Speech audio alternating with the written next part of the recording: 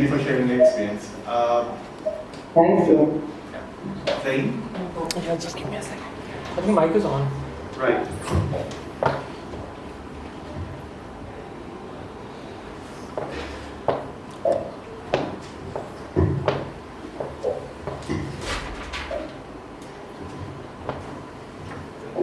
Zain, can you be the next panelist? Please up the screen. कुछ ही होता है, जो बोलेंगे तो automatically switch हो. Okay, so next I would like to invite a panel. And most of these people are from America. So I'd like to welcome Chance Tesma, Elizabeth Guardiola, and Gulmatai Saleh, and Timea Tikir.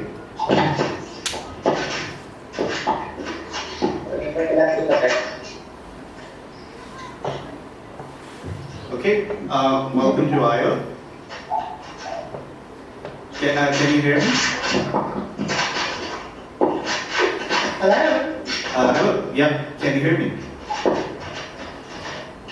बाकी panelists के क्या mic नहीं. So if the other panelists, anyone other than Chance, Elizabeth, Gulmatai, and Timea, if you can just turn off your mics, please. Yes, I heard you. Okay. Thank you, everyone. I hope you can all hear me clearly. Yes, we can hear you, Chance. Can you hear me? Yeah. Okay, so again, thank you all for coming. I know it's like really early in the US right now. Hi, hello.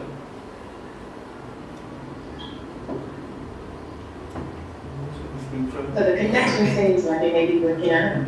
Yeah. Okay, we can switch to some other panelists. Can you hear me? Okay.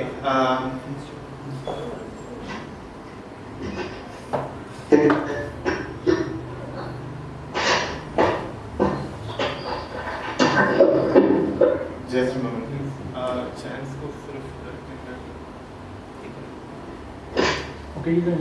Okay. Chance, can you hear me?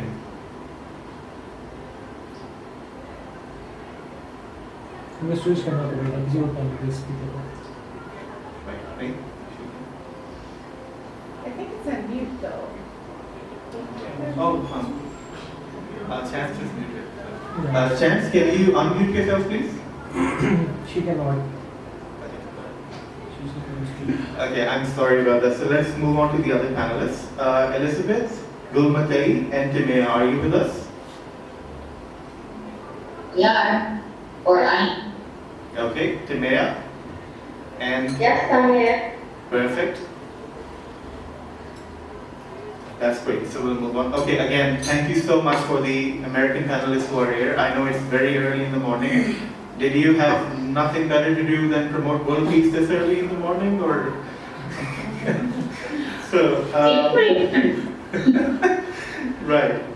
So I'm going to start off with Gulmatai. Are you there, Gulmatai? Yes, I'm here. Right. So it's such a powerful name, right? Gulmatai. I think it's an Afghan hero, right? Yeah. Yeah. So you were a refugee child, I think, when you came to the US, and that was about 31, 32 years ago, I think. Is that true? Yeah, about 38 years ago. So how has it been? How has this journey been for you? Like, you've obviously interacted with a lot of different communities. You know a lot of different people around the world. Yeah. First coming to the United States of America, I was only 4 years old. And it was a great shock for me and my family, a different culture, different language, different nationality. So we had to learn a lot. And in the process, we saw a lot of love. And at the same time, we saw a lot of negativity towards us because us being a different nationality, different faith. But that's what brought me to where I am now, to promote goodness and love among the people of America. And I love doing that. Okay, thank you so much. So I have a panel. I have a question for the entire panel right now. How important is faith in your life? Again, And any one of you can answer. the mic was mute, you have to say it. Hi, can everyone hear me? Yes. Yeah, so the question is, how important is faith in your life, in your struggles? How important is what? Can you please repeat that again? Yeah, how important is faith or spirituality in your life? It's very important. It is, if it wasn't for my spirituality, I would have been probably very depressed and sad because through my life, especially going to school, I was really bullied for being a Muslim. I wore my religion on my head, of course. It was obvious, everyone knew I was a Muslim. And when I was in elementary school year, that was fine. But once I went into middle school, that's when all the bullying started for 3 years. And at the same time, it was the Iraq War, the first Iraq War, Desert Storm. It would always come on our TV in our classroom, and the kids would turn to me and poke fun on me, thinking I'm the Iraqi, I'm the one causing the war. So it was pretty hard. So, it was the religion when I turned to God, where I seek refuge and found that peace and that willingness to continue and live. And, if I could help myself, it was a good thing for me to take that and share with others that love, that goodness I saw in my own. And I know that you've written, I think, at least 3 children's books as well. Is that right? Yeah, I have 3 children. Yeah, and one of the books that I think really caught my attention, that was the Princess Diversity. Is that Yes. Yeah. So could you tell us something a bit about that book? Like, what kind of messages are you trying to promote through children's literature? So actually, all my books promote the Golden Rule, which is a belief in all religion or non-religion. I believe that message will connect us and make our body as humans stronger. Instead of focusing on our differences, let's focus on what we have that's similar. So I took the Golden Rule and put it in my second book, Princess Diversity in the Golden Rule, which relates to being bullied at school. And this young girl who's Princess Diversity, she has a diversity of different aspects and characteristics in her that kids who usually are different get bullied for. For example, she was poor, she wore glasses, she had freckles on her face, she had a handicap issue. So these are things kids get picked at in school, and she just becomes so strong, and she starts helping other kids who are bullied, and she applies the Golden Rule and teaches the bullies who bullies the other kids how to apply the Golden Rule and how it makes kids who are bullied feel. So that's one aspect I take from this book. The book is the Golden Rule, and share with others through my talks I give at an adult level too. Yeah, that's beautiful. So I have a question for Elizabeth. Elizabeth Cardiello, are you with us? I'm here. Yeah. So Elizabeth is a very successful entrepreneur, and she's given a number of talks. I saw her talk on TEDx, and if you haven't, it's called, I think, How a Pot of Coffee Changed My Life. Yep. Yeah, so you're a coffee lover, so am I. I kind of left my medical career to make coffee, so I kind of understand. We're on the same page there.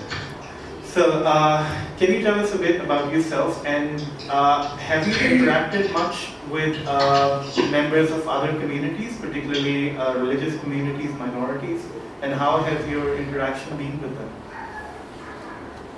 I'm not sure I completely heard your question. Would you mind repeating it? Yeah, so in your journey, either as a personal journey or in your business, you must have come across members of different communities because we live in a very multicultural place. Yeah. So how has your interaction been, say, with the Muslim community or any other community? First, thank you for having me. This is this is I mean, you said, do you have nothing better to do than promote world peace? This is kind of important. Yeah. So give yourself a lot of credit because what you're doing is fantastic. Thank you so much. For me, I mean, I own a coffee company, and what became, and it started in the wake of losing my father. And when that happened, I very quickly became, you know, the dad and the husband in my family too, because then I had to figure out life for my mom, and there were a lot, and I'm not going to say this pushy, but a 9.5-foot wave hit my mom's home. And there were many points in the process where faith came into it, and what became clear was that you just need something bigger to believe in when things are really hard. And I was raised from Catholic, and you know, family is the same. And my dad's from Italy, so you know, a very Christian country.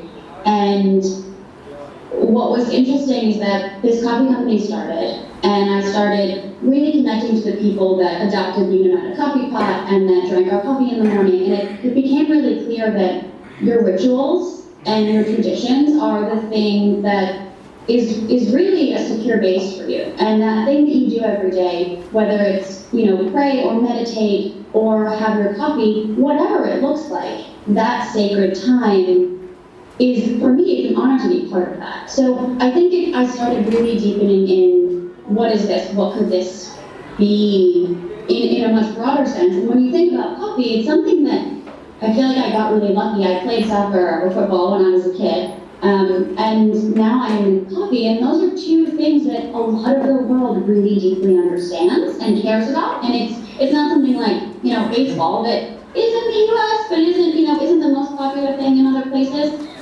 So there were two things that felt like they were very universal. And I think I'm just this way, or maybe it's because of the experiences I had, I'm not sure, but it felt like I wanted to do something greater with coffee, because it did give this opportunity for, you know, if coffee is this universal thing, that means that it could be a catalyst for change, right? Or at least that's the way I think. So I started something called Brave Conversations Over Coffee. Okay. And that is a series whereby we get people around a table that are very different from one another. And you asked specifically about communities. I mean, the very first one we had, or the very first structured one, you know, when we were doing it and had a name, I feel like I've been doing this for years, just, you know, without a structure or a name.